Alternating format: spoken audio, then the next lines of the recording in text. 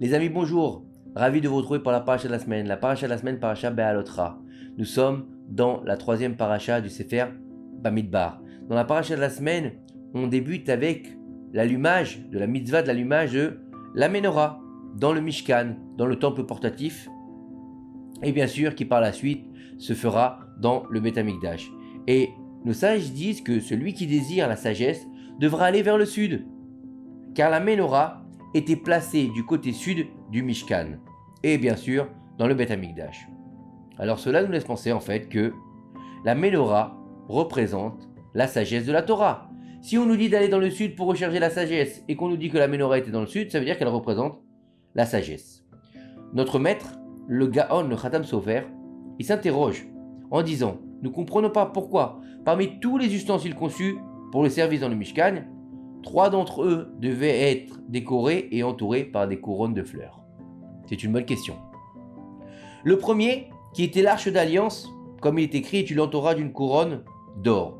Le deuxième, la table des pains, où il y avait 12 pains, il est écrit, et tu l'entouras d'une bordure d'or. Et le troisième, l'autel pour la combustion des parfums, donc l'autel des Ktoret, il y a marqué là-bas,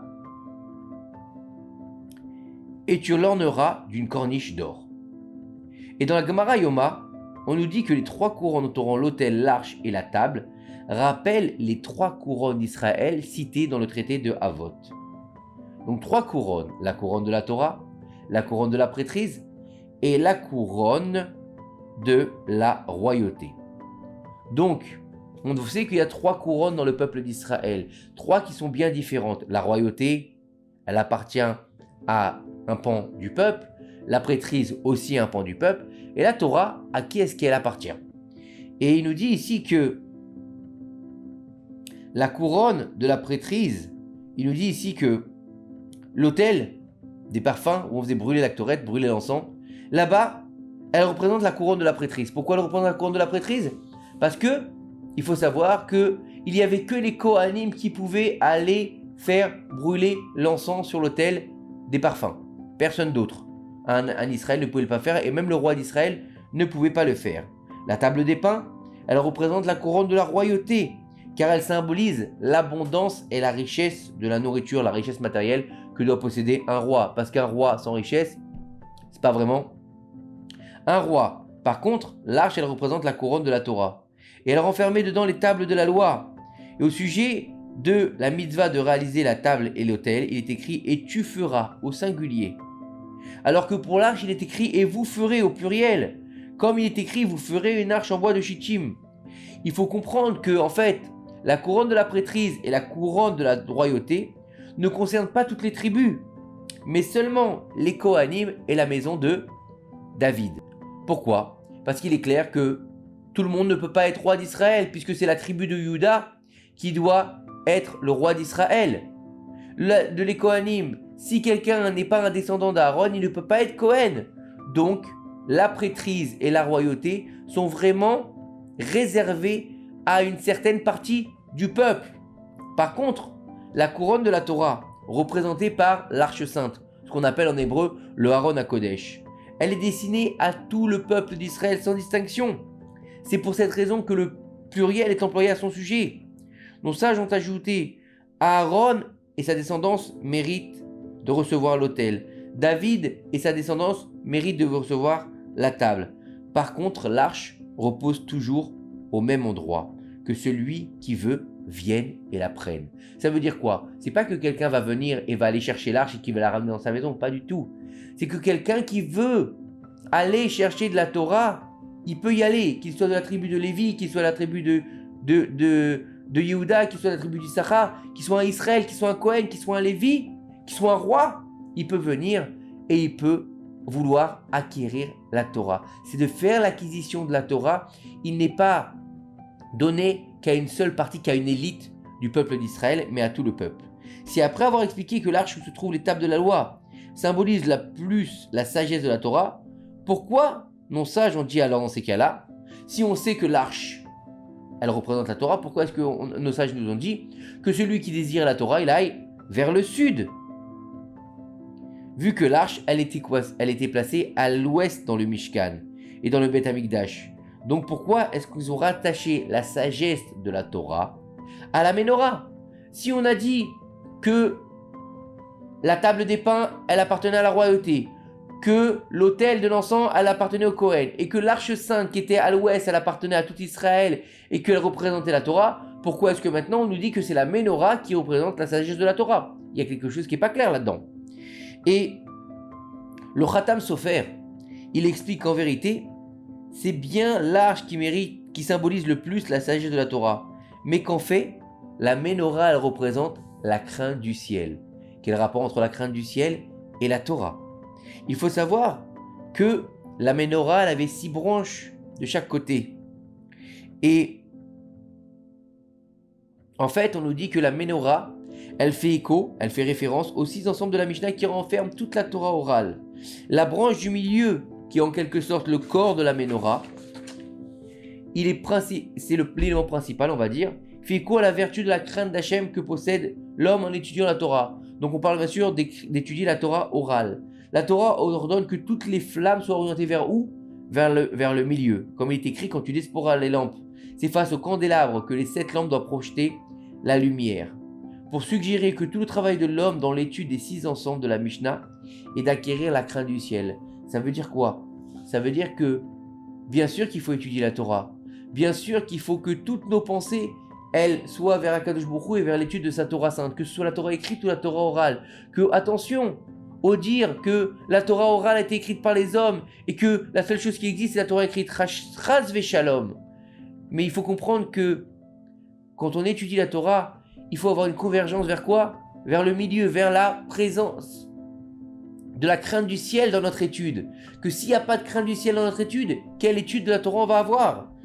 Nos sages expliquent que ta Emouna sera entourée de sécurité, de sagesse, de connaissance et de savoir profond, constituant un trésor de salut. Ça veut dire quoi?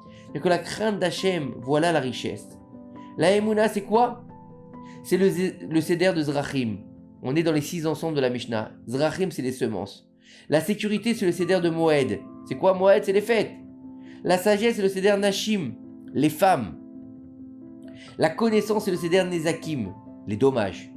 Le savoir, c'est le Seder Kodashim, les objets sacrés. Et le salut, c'est le Seder Taharot, les puretés. Mais la crainte du ciel, c'est le trésor. Celui qui connaît les 6 ensembles de la Mishnah et qui a la crainte du ciel détient un trésor. Mais celui qui les détient et qui est dépourvu de crainte du ciel, il ne détient aucun trésor. Ça veut dire que tu vas bien sûr apprendre, mais à quel niveau? Si tu fais de cette étude, de la gava, de l'orgueil, tu as la connaissance. Tu n'es pas mieux qu'un philosophe grec. Tu ne vaux rien. Qu'est-ce que vaut cette Torah vis-à-vis d'Akadosh Baruch Hu? Akadosh Baruch Hu, il veut la crainte du ciel. Puisque c'est une des créations du monde. Lorsqu'il a créé le monde, il a mis 5 réchit, 5 prémices. De ces prémices, on sait que Réchit Chochma, la prémisse de la sagesse, Hirat Hashem, c'est la crainte du ciel. C'est là toute l'intention de nos sages. Bien que l'arche représente la Torah, il est impossible de s'en approcher directement et d'étudier la Torah sans s'être préparé à la crainte du ciel. Tu ne peux pas aller étudier la Torah comme si tu allais étudier de la philosophie, comme si tu allais étudier des maths, comme si tu allais lire le journal Chas Veshalom. Quand tu vas t'approcher de l'étude de la Torah, il faut avoir une certaine révérence vis-à-vis de ton étude, vis-à-vis de textes sacrés. Tu n'étudies pas du profane. Il y a dedans des niveaux de compréhension et des mondes qui ne te sont même pas possibles de comprendre. Et en fait, donc, celui qui désire la sagesse, il devra aller d'abord vers le sud pour avoir l'obtention de la crainte du ciel. Il pourra commencer à se rapprocher de la sagesse divine qu'à partir du moment où il aura quoi? La crainte du ciel. Ça veut dire que tu veux étudier la Torah d'abord et la crainte du ciel. Celui qui place la crainte de la faute avant sa sagesse se maintiendra.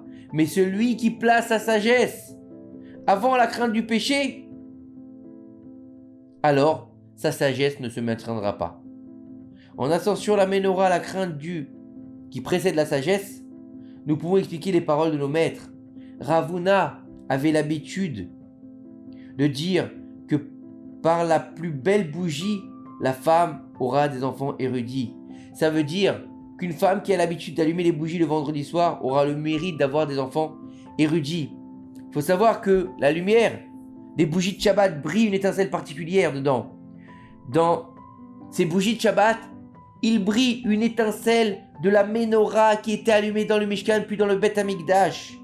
Il est écrit dans l'Yalkut Shimoni, si vous gardez les lumières de Shabbat, je vous montrerai les lumières de Tzion. C'est quoi les lumières de Tzion? Les lumières du Beth Amikdash. Par le mérite de l'observance de la mitzvah de l'allumage des bougies du Shabbat, nous mériterons dans le futur d'admirer le rayonnement de la menorah dans le troisième Beth Amikdash, Bimera Be'amenu Amen. Puisque nous avons dit que la menorah représente quoi? La crainte du ciel. On peut dire que l'allumage des bougies de Shabbat est capable aussi d'insuffler dans nos chers enfants une crainte du ciel pure. Une fois qu'ils auront acquis une vraie crainte du ciel, alors ils pourront acquérir la sagesse de la Torah. Mais attention, il faut que la mère qui va allumer, elle ait aussi la crainte du ciel. Que si elle allume les bougies en pensant à autre chose, comment elle va insuffler la crainte du ciel dans ses enfants? Si elle allume les bougies en pensant à sa plata, qu'elle pense à sa dafina qui n'est pas totalement cuite, qu'elle pense oh tiens, j'ai pas appelé ma cousine pour lui dire Shabbat Shalom, qu'elle pense à autre chose. Non, elle n'insuffle pas la crainte du ciel dans ses précieux enfants. Il faut qu'elle réussisse elle-même à avoir la crainte du ciel, la dévotion vers Akadosh Baruch Hu lorsqu'elle va allumer les bougies de Shabbat. Par cela, pourra se réaliser la promesse de nos sages que toutes celles qui ont l'habitude d'allumer les bougies auront une descendance d'érudits. Donc la mitzvah d'allumer les bougies a été transmise aux femmes d'Israël et non aux hommes, car la femme possède une crainte du ciel intérieur beaucoup plus grande que l'homme. Car, comme il est écrit, la femme qui craint Hachem est seule digne de louange dans Michelet. Du fait que l'allumage des bougies de Shabbat est censé provoquer la crainte du ciel chez les enfants, alors la plus compétente pour cela, c'est justement la maman, la femme. Et là, elle va se trouver devant les bougies, elle va prier pour ses enfants. Il y a une grande ségoula qui dit que si on veut que nos enfants se marient, que la maman, elle aille devant les bougies, elle verse des larmes, pas des larmes de tristesse, des larmes de joie, des larmes d'amour, et demande à Kadosh Baruch Hu de trouver un bon conjoint pour son fils ou pour sa fille, Be'ezrat Hashem. Toutes les mères d'Israël doivent savoir que ce qui a été dit par nos maîtres de mémoire bénie ne concerne pas toutes les femmes. Bien que la plupart des femmes allument les bougies de Shabbat, peu d'entre elles ont le mérite d'avoir des enfants érudits. Cet adage ne concerne que les femmes qui investissent toutes leurs capacités pour grandir et éduquer leurs enfants dans les voies du peuple d'Israël. Précisément, une telle femme a oublié depuis longtemps ses propres besoins. Elle a gardé un tout petit peu d'elle pour son précieux mari et pour elle-même. Mais la majeure partie de son être, il vit pour ses précieux enfants. Lorsqu'une telle mère allume les bougies de Shabbat, Akadosh Baruch Hu la regarde et est impatient d'entendre ce qu'elle va demander dans cet instant de sainteté. Ça veut dire quoi? C'est pas que la mère, elle doit se jeter et dire je ne sers à rien, je ne suis plus rien, pas du tout. C'est-à-dire que elle a trouvé sa mission de vie dans sa descendance, de vivre pour faire vivre les autres. C'est le plus grand don de soi, c'est la plus grande Messirut Nefesh, comme Akadosh Baruch Hu. Il vit pour nous faire vivre en fait. Pourquoi? Qu'est-ce qu'il a besoin, Akadosh Baruch Hu, de faire le monde? Il n'a pas besoin. Il donne sans arrêt. Et la mère, elle est aussi créatrice comme Akadosh Baruch Hu. Vous avez déjà vu un homme qui accouche? Non, c'est la mère qui accouche, donc elle va créer un être comme Akadosh Baruch Hu, il a créé les êtres. Donc elle est la suite logique de la création du monde, c'est elle qui donne naissance. Donc c'est elle qui a le pouvoir de donner la sanctification à ses enfants, plus qu'à son mari. Si à ce moment-là, elle en profite pour demander que ses enfants soient remplis de crainte du ciel, Hachem exaucera rapidement sa demande en insufflant dans le cœur une crainte d'Hachem pleine de pureté. Elle méritera d'avoir des enfants remplis de sagesse de la Torah. Elle retirera d'eux une grande satisfaction et réalisera ce qui est écrit dans le verset. Ses enfants se lèvent et la rendent heureux, son mari la loue. Beaucoup de femmes excellent, mais toi tu excelles par-dessus toutes.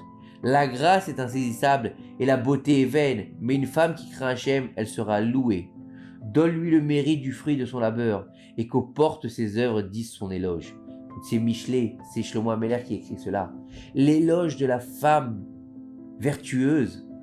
Aujourd'hui, en 2023 de l'ère vulgaire, on veut nous faire croire que la femme vertueuse, c'est qui? celle qui travaille, qui ramène beaucoup d'argent, qui est ce qu'on appelle une working girl.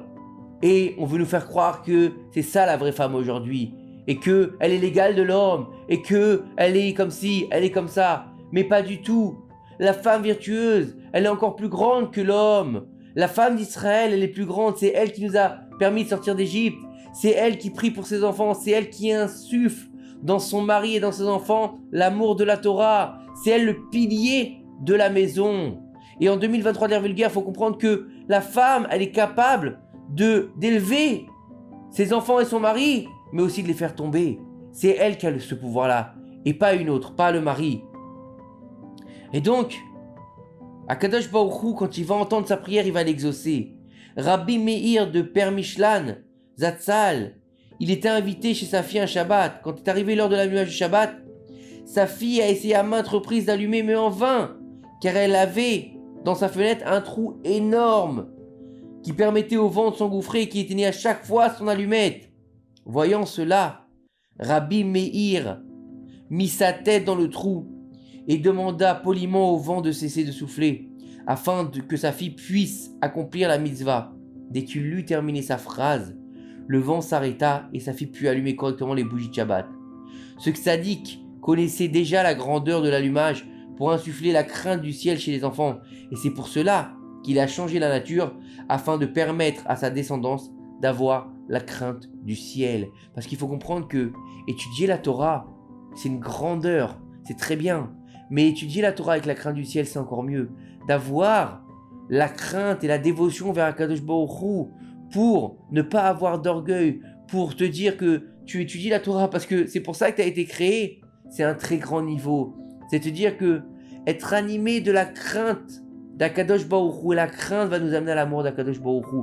Et cette Torah, elle va devenir une Torah de vie. Et lorsque les descendants d'une telle femme, ils vont rentrer dans la Torah avec une crainte du ciel, quand elle rejoindra le monde futur, après 120 ans, Be'ezrat Hashem, elle aura laissé des fruits purs sur la terre qui lui permettront, elle, qui ne sera plus de ce monde, qui ne pourra plus faire des mitzvot, de continuer à s'élever dans le Gan Eden. Donc il faut comprendre que le fait de laisser des fruits qui ont la crainte du ciel, des enfants donc qui ont la crainte du ciel, qui ont l'amour de la Torah, qui ont l'étude de la Torah, fera en sorte que nous-mêmes, que ce soit père ou mère, on aura la possibilité de gagner des niveaux dans le monde futur. Que ces quelques paroles de Torah nous aident à faire venir le Mashiach. Amen. Shabbat, Shalom, Umevorach.